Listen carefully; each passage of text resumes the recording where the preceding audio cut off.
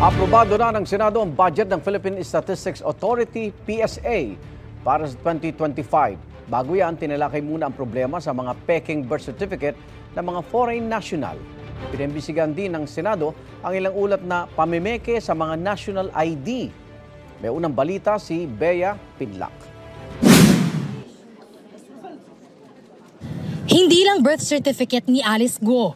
May mahigit 1,000 pa raw na peking birth certificate ng mga dayuhan ang hinarang na ng Philippine Statistics Authority.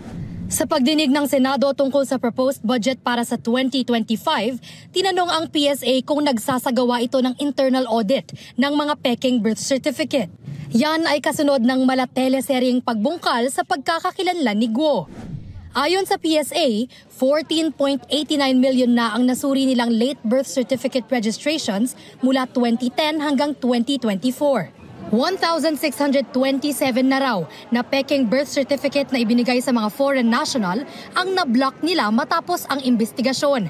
Pero nasa 1% pa lang ng bilang na yan ang naisumite sa Office of the Solicitor General para sa kanselasyon. The names of foreign nationals were shared to the BI, DFA, and NBI. Out of those numbers, 18 pa lang yung na-endorse for cancellation. Kasama na dito yung kay Goa Ping.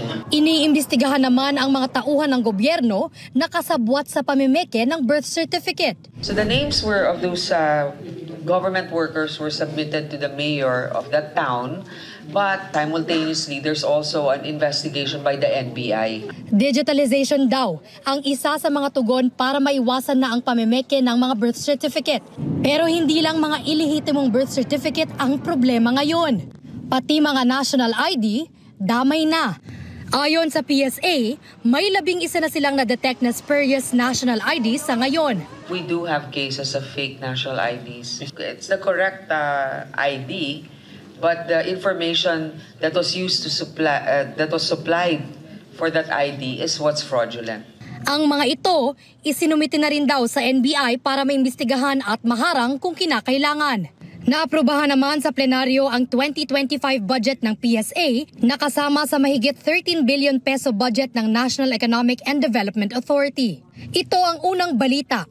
Bea Pinlac para sa GMA Integrated News.